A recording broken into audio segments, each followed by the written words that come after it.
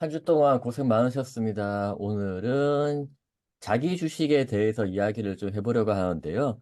이 이슈를 제가 선택하게 된 이유가 뭐냐면 올 초에 2월부터죠. 정부에서 기업 밸류업 프로그램이라고 ROE를 높이고 우리 PBR을 높여서 대한민국 증시의 시가총액을 높여보겠다. 제대로 된 기업 가치를 받게 하겠다라는 그런 정책을 발표를 했고 내일이면 기업 밸류업 프로그램이 공표가 됩니다. 공개가 될 건데요.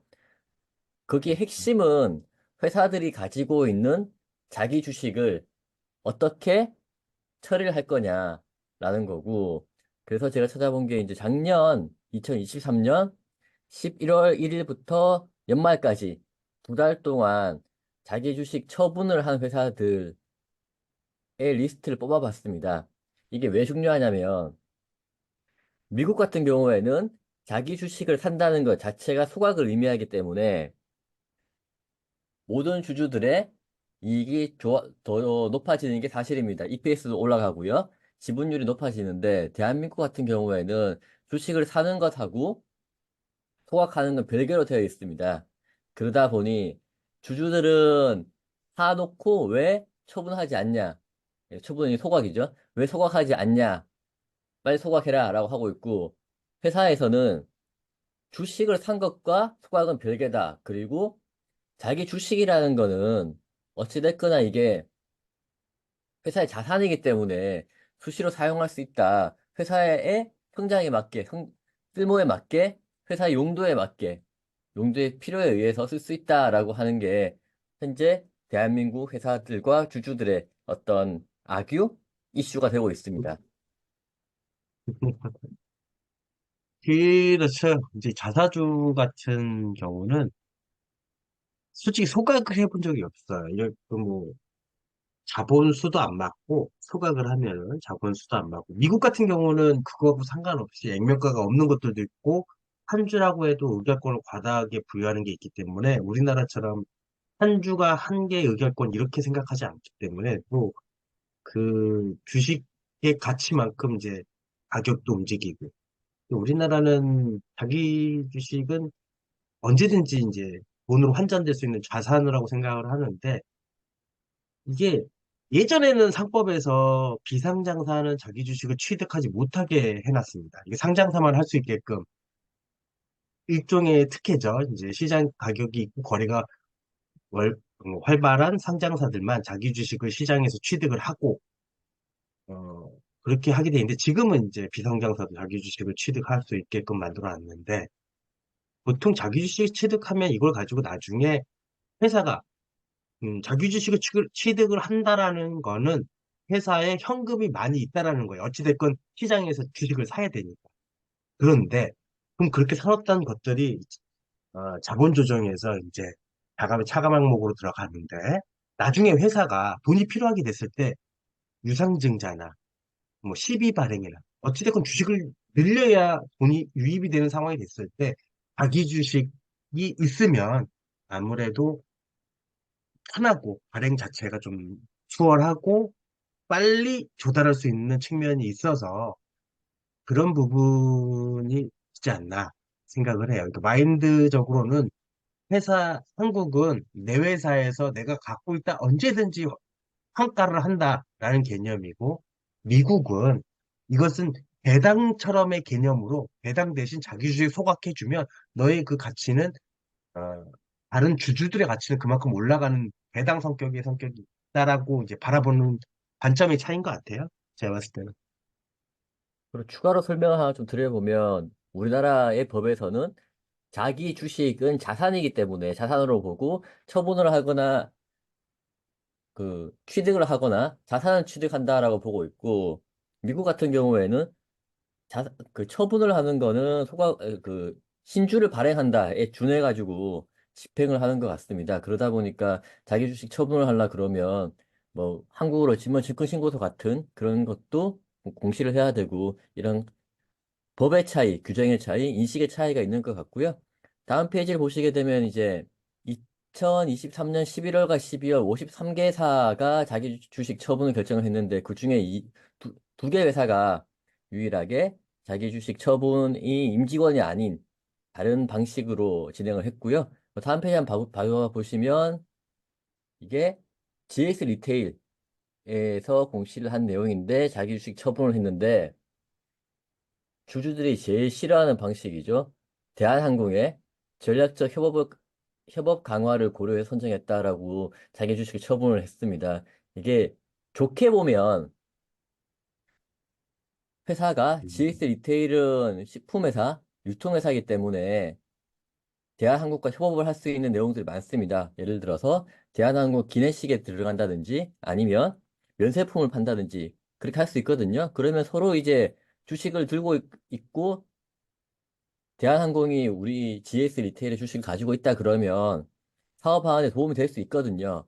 근데 주주 입장에서는 항상 이제 회사가 하는 것에 대한 의심이 있기 때문에 이거 니네 지분율을 높이기 위해서 한 거 아니냐라는 의심을 항상 하고 있습니다. 그렇죠. 아무래도 경영권 방어나 아니면은 감사 선임, 감사 선임하거나 이럴 때 자기 주식이 있으면은 아무래도 총발행 주식수에서 차감하고 비율을 따지기 때문에 좀 그런 부분이 있죠. 특히 감사 선임에선 좀 제약 조건이 있고, 그리고 경영권 방어 측면에서도 자기 주식을 보유하고 있다가 우호적인 회사에다가 이제 매각을 하고 현금을 갖고, 그럼 또 그 현금 가지고 이제 사줬던 회사의 주식을 또 교차로 사줄 수도 있는 거고, 뭐 채권을 사줄 수도 있는 건데, 제가 봤을 때도 이게 대기업들끼리 주고받는 거니까 이게 어차피 시장에 뿌려지지는 않을 거라서 일반 주주들 입장에서는 뭐 그렇게 엄청 싫어할 상황은 아닐 거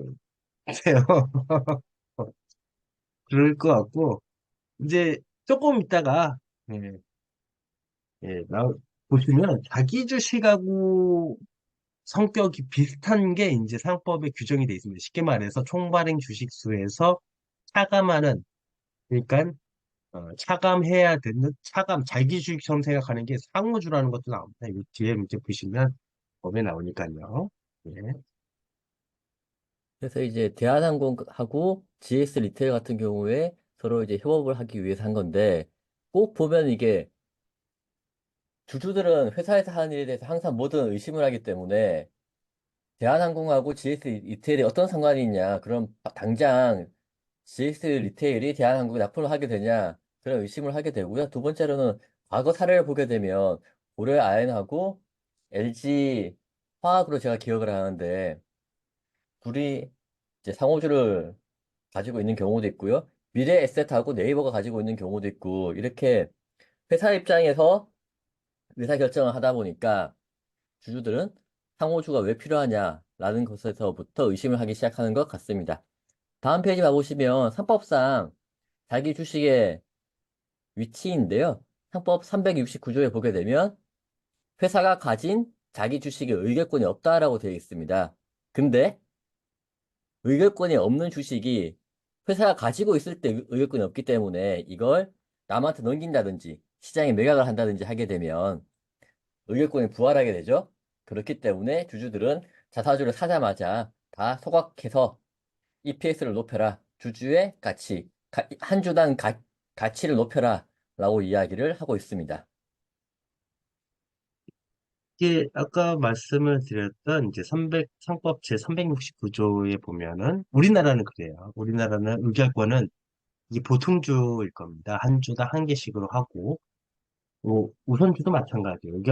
우결권이 한 주당 몇 개가 아니라 의결권이 있냐 없냐 이제 그건 우선주의 이야기고 그 보통주 같은 경우 의결권은 한 주당 한 개씩 있고 자사주는 의결권이 없다. 의결권이 없기 때문에 총발행 주식수에 빼는 거고요. 제가 조금 전에 말씀을 드렸던 상호주 이제 여기서 상호주라는 의미는 두 가지 의미가 있습니다. 첫 번째는 아까쯤에 홍차님이 말씀하셨던 각각 상장사들이 서로 상호적으로 주식을 산다. 이것도 상호주고요.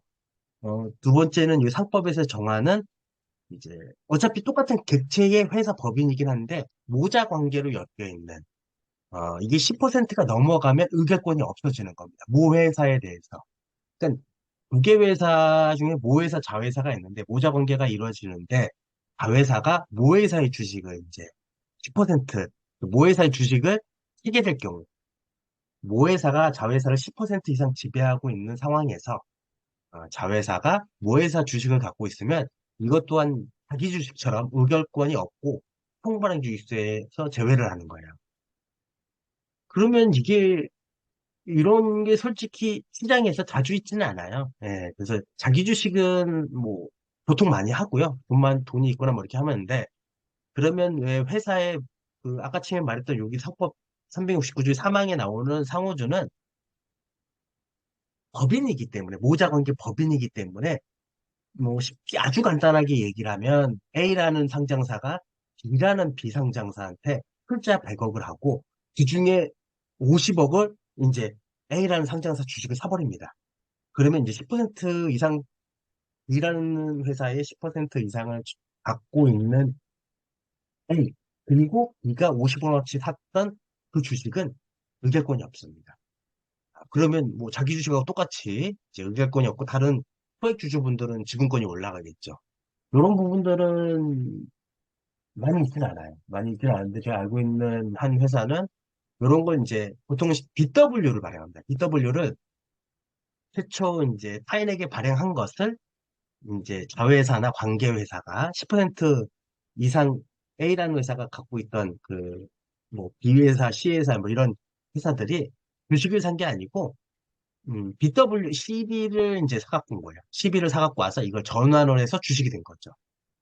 이게 좀 한 20만 주 정도 됐었는데, 경영권 분쟁이 일어났을 때는 총괄행 주에서 차감한다고 했잖아요. 그러면 공격하는 자나 방어하는 자나 어차피 총괄행 주에서 빠지기 때문에 똑같습니다.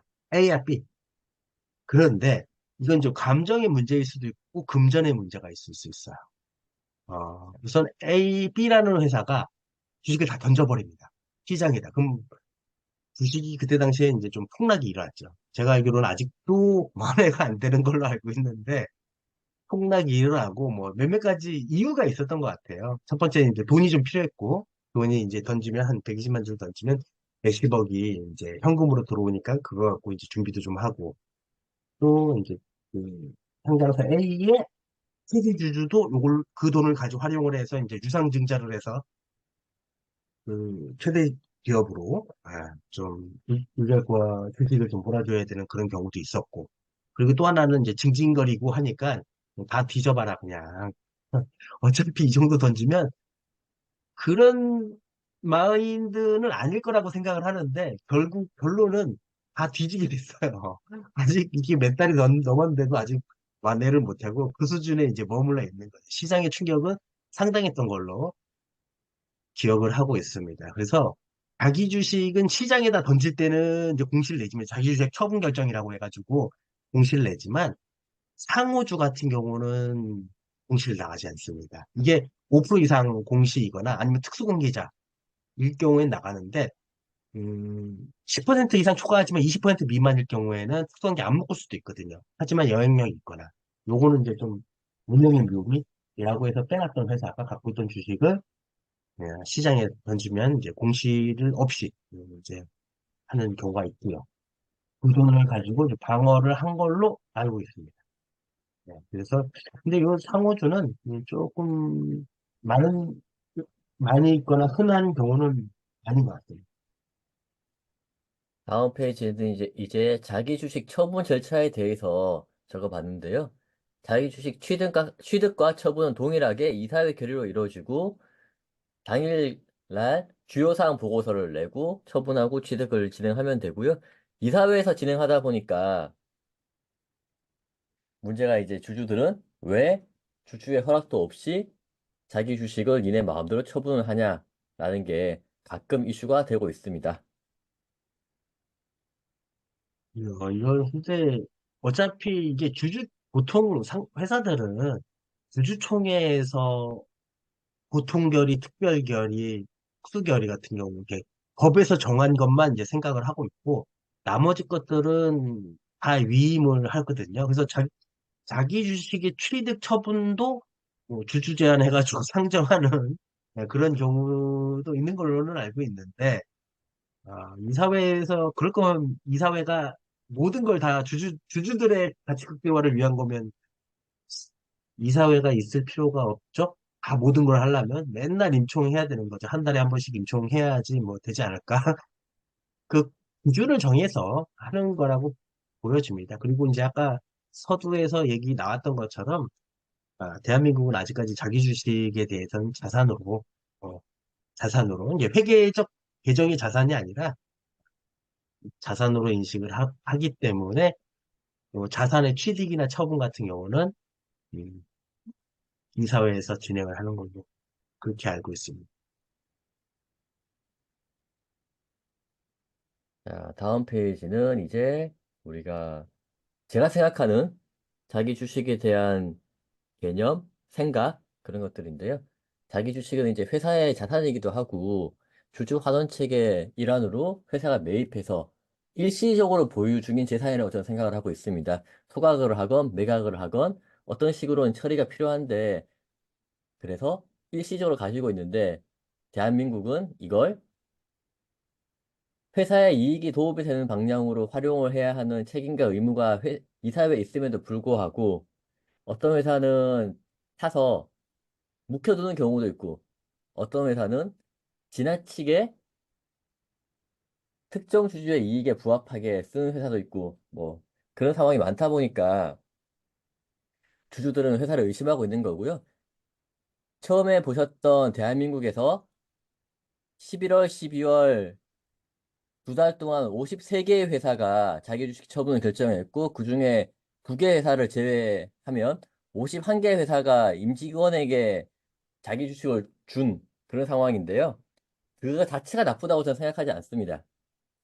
왜냐하면 임직원에게는 성과급으로 돈을 줄 수도 있고 주식을 줄 수도 있는데 돈으로 주는 것보다 주식으로 주는 게 임직원의 이익과 주주의 이익을 동일시하기 때문에 더 낫다고 저는 생각을 하고 있고요. 수각을 한다고 해서 그게 무조건 주주의 이익에 부합한다고 생각하지도 않습니다. 자사주를 활용을 해서 전략적 제휴를 한다든지 임직원에게 성과급을 준다든지 아니면 다른 방식으로 뭐 시장에 팔아가지고 그 돈을 가지고 딴 데 쓴다든지 하는 게 어떤 식으로 쓰는 게 문제가, 그러니까 어떤 방식이 문제가 아니고 그걸 진짜 회사의 성장에 필요한 방법, 성장에 필요한 자원으로 활용하느냐, 그게 가장 큰 문제라고 생각을 하고 있고요. 대신에 많은 주주분들이 화를 내고 하는 것들은 여태까지 대한민국 회사들이 한 걸 보면 전과가 있다. 여태까지는 일부 주주들의 이익을 위해서 자사주를 활용했다라고 하고 있기 때문에 그게 문제가 되는 거고, 저는 각 회사 상황에 맞게 우리가 판단해야 되지 않나라고 생각을 하고 있습니다. 그렇죠. 네. 근데 이 자사주를 사가지고, 시장에 안 팔면은 소각보다 제가 봤을 땐 더 나은 것 같아요. 개인적인 입장인데. 예를 들어서, 아까도 말씀을 드렸듯이, 자사주를 취득을 해요. 그러면 어차피 이게 소각과 동일한 비율이 모두가 다 같이 올라갑니다. 총괄행주에서 차감하기 때문에. 그런데 소각은 한 번 소각한 다음에 이걸 되돌릴 수가 없어요. 돈이 필요하면 다시 유상증자를 하든 사채를 발행하든 발행을 해야 됩니다. 근데 이거는 다시 의결권을 부활되면서 똑같은 시점에 그리고 가격 변동이 뭐 그때 당시를 위해서 이제 음, 빠른 시일 내에 이제 하게 되죠. 최소한 이제 유상증자 같은 경우는 일주일 이상 걸리거든요. 이사회 결의하고 뭐 바로 돈을 집어넣는다고 해도 한 일주일 이상 걸리기 때문에 예, 자사주 같은 경우는 그런 부분이 좀 덜하죠. 그래서 이런 부분들이 너무 나쁘게만 볼 건 아니고 자사주 취득하는 거는 호재죠. 호재. 회사가 이제 어찌됐건 시장에 있는 주식들을 누군가는 사가지고, 회사가 사가지고, 이게 끌어올려서 살 수는 없는 거고, 네, 이거 규정이 있어가지고, 끌어올려서 살 수는 없는 거고, 한 호가당 이제 하루에 살 수 있는 그 양도 정해져 있고, 단가도 매토가 안에서 이제 움직일 수 있는 거고, 이런 건 정해져 있는데, 그래도 아무래도 호재긴 호재죠. 네, 근데 또 이거를 굳이 꼭 소각을 해야 되냐, 이거는 좀 다른 경영적 판단에 맡게 되지 않는가. 그러니까 내가 경영진을 못 믿겠다, 이러면 뭐 할 말이 없는데, 경영진이 괜찮기 때문에 그 회사를 주식을 산 거라고 생각을 하고요. 그렇다면 그 사람을 믿고, 음, 다시 활용하든 후각하든 이런 거는 이제 회사의 가치특대화에 부합되는 행위를 하는 게 맞죠. 근데 우선 자사주를 뭐 추각을 하려면 취득을 해야 되는데 취득을 하려면 돈이 있어야 되겠죠.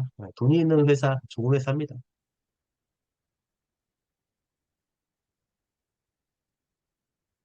지금 우리는 3월 주총을 앞두고 있고요.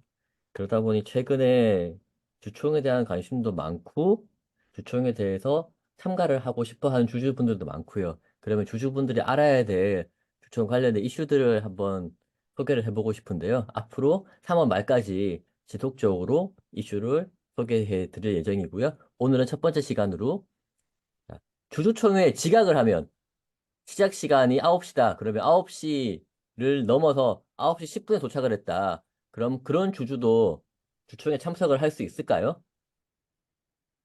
9시 10분이면 주총이 끝난 거 아닌가요? 9시 10분이면 주총이 끝났을 텐데. 우리나라의 주총은 3분 컷, 뭐, 길면은 10분 정도 걸리겠죠. 예, 그 시나리오 다 읽고 끝나는데. 근데 막는 회사도 있고, 들여보내주는 회사도 있고, 실무진 입장에서는 중간에 들어오면 주식수 바꿔야 되니까 좀 짜증나고 하기 때문에 법상으로는 이제, 예, 법상으로는 다 입장을 시켜야겠죠. 주주를 제한하는 거는 특별한 경우 아니고서는 안 되기 때문에 단순 기각을 했다고 해서 막을 수는 없고요. 근데 참여했을 때는 이제 딱 문 열고 들어가서 안건 심의할 때, 뭐 정기주총이니까 대부분이 1호 의안이 뭐 재무제표의 승인 또는 보고, 보고는 아니겠죠. 의안이면 승인. 이게 끝난 다음에 내가 2호 의안 뭐 설명을 하고 있다. 그럼 그때부터는 의결권을 행사. 내가 들어간 이후부터만 의결권을 행사하게 되는 거고요. 그렇게 되면 이제 담당자들은 좀 이제 엄청난 딜레마에 빠지죠. 이게 처음에 썼던 주주총회 시작했을 때의 게시 주식수를 유지할 것인가, 아니면 시나리오 계속 쓰다가 2호 의안만 이렇게 할 것이 추가로 첨부해서 참석 주식수를 바꿔가지고 할 것인가를 좀 갈등을 할 수 있겠죠. 네. 만약에 그러면 늦게 도착을 해서 입장을 하려고 하는데 회사에서 막았다. 그러면 저는 의결권 행사를 못하게 된 거잖아요. 이거는 구제를 예. 받을 수 있는 방법이 있나요? 아무래도 주주총회에 내가 의결권 행사를 못했다. 그것도 회사의 그 방해나 제한에 의해서 했다라고 한다면 소송을 할 수 있겠죠. 주주총회. 근데 거의 대부분은 음, 기각될 겁니다. 각하하고 기각은 좀 다른데 기각진다는 얘기죠. 왜냐하면 보통은 세대 주주나 아니면 뭐 좀 주식수가 많아가지고 의결권에 영향력을 미칠 정도의 주주는 대부분 기다려요. 대부분 기다리고 늦게 지각하거나 뭐 이렇게 해가지고 한 주주들 정도면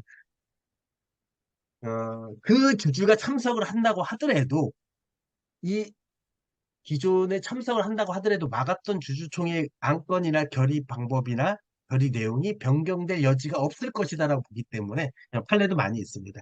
그렇기 때문에 소송을 해가지고 그러면 이제 회사는 당연히 주주총회 이제 소송 관련 소송이기 때문에 회사상 경영권 문제 공시를 내야 되는 뭐 그게 좀 짜증나고 대응을 해야 되겠지만 소송을 해야 됩니다.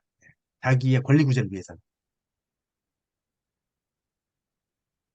자, 그러면 다음 질문인데요. 주총 공고를 보게 되면 항상 위임장하고 인감증명서를 가지고 와라라고 돼 있던데 꼭 그렇게 해야 되나요? 이게 한 15년 아니고 17년 하여튼 뭐 오래 전에는 아 오래 전에는 경영권 분쟁이 있었습니다. 그 사주 측과 이제 공격하는 측 그때 이제 참고 서류하고 소집 공고에 보면 소집 공고의 위임장에 보면 인감 증명서와 인감이 날인된 위임장만 인정하겠다 이렇게 했어요. 이렇게 했고 근데 상대방이나 우리 측이나 그냥 막 막두장 찍은 것도 있고 지장 찍으신 분들도 있고 뭐 신분증 갖고 온 사람도 있고 뭐 여러 가지더라고요. 그래서 금감원과 이제 그 법제팀에다 물어본 결과, 간단합니다. 회사에서 인정하면 된다. 그러니까 소집 공고에 인감증명서나 인감도장 날인 위임장으로 기재를 했다고 하더라도 주주인 것을 회사가 인정을 하면 인정된다. 그 대신 동일한 조건, 양측 다 동일하게 인정 다 못하겠다. 공시 나간 대로 이 두 개를 못하겠다라고 하면 둘 다 동일한 조건으로 의결권을 다 부결시키고 아니면 인정을 할 거면 다 인정해야 된다. 근데 법상은 굳이 뭐 인감도장 이게 공시했다고 하더라도 주주인 것이 확인이 되면 그 사람의 주주의 권리를 해하거나 제한할 수는 없을 것 같아요. 예. 그게 좀 합리적이겠죠. 그럼 여기서 이제 문제가 하나 생기는데요.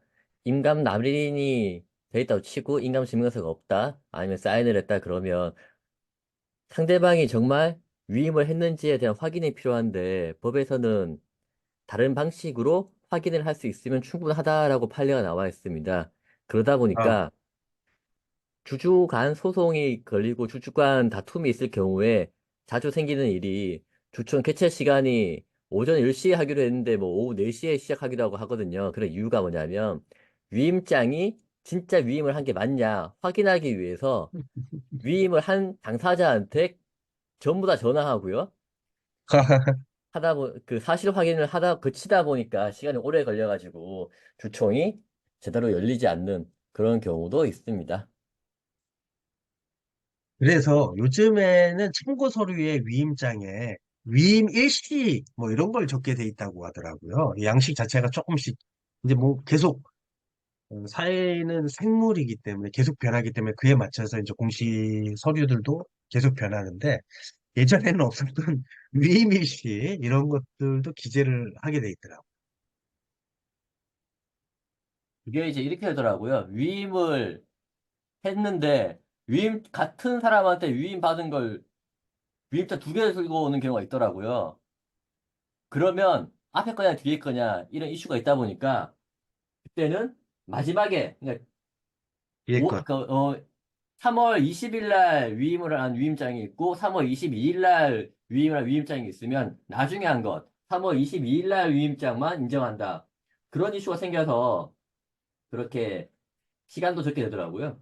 자, 그러면 오늘은 자기 주식의 처분과 관련된 내용, 그리고 주주총회에 대한 이슈까지도 알아봤습니다. 네, 고생하셨습니다. 네, 수고하셨습니다.